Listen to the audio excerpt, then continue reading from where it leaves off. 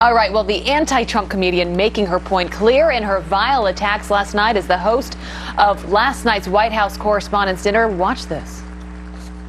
A lot of people want Trump to be impeached. I do not. Because just when you think Trump is awful, you remember Mike Pence. You guys gotta stop putting Kellyanne on your shows. All she does is lie. We are graced with Sarah's presence tonight. I have to say, I'm a little starstruck. I love you as Aunt Lydia on The Handmaid's Tale. Okay, well, fellow comedian Michael Loftus is the writer and producer behind Kevin Can Wait. He joins us now to react. It's a great show. Great to have you on this morning. Great show. You're the right guy to talk to. You know how to write jokes and deliver them. What do you make of last night? It was horrible. It was just straight up horrible. The whole roast thing has gotten out of hand. It's not a gentle, hey, we're both in the same business, I'm kind of making fun of you. It's like the personal attacks. It's vicious. It's not fun. It's not funny. I don't. Who blames Trump for not going? I don't. It's like being invited to a restaurant where you know you're going to get food poisoning. You know it for a fact. Why would you go? Do you think this speaks to a broader problem we're seeing with comedy today? Rob Schneider, who I'm sure you know, he's an SNL alum, and he says that Saturday Night Live is ruining the joke by being so political. Here's what he says. He says the fun of SNL was always you never knew which way they leaned politically. You kind of assumed they would lean more left and liberal, but now the cat's out of the bag. They are completely against Trump, which I think makes it less interesting because you know the direction the piece is going. It is so predictable, to his point. Do you agree with that?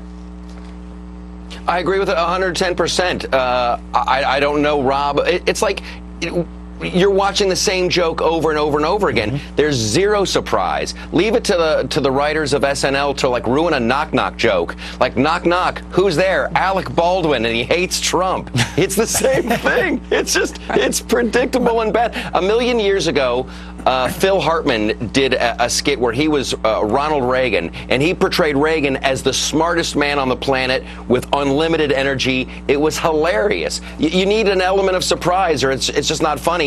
Then it's just a personal attack, and it's boring, and it's a yawn fest. Michael, let me take you just quickly into the writing part of this, because when it came to Michelle Wolf's speech, is it your sense that they wrote with a real intent to express the hatred and the vitriol that came out of that they didn't try and write something that would be funny and edgy, but actually hateful? They're writing for their friends is what they're doing. Yes. Today, I'm sure the girl who hosted, I don't even know her. I don't know her name.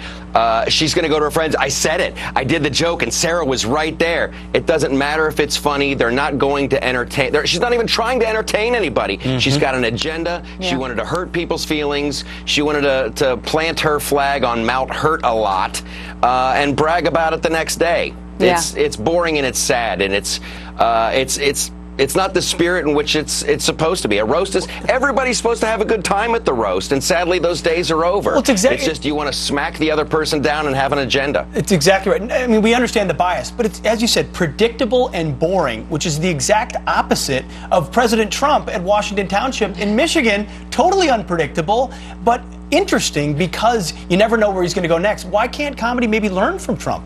I don't know.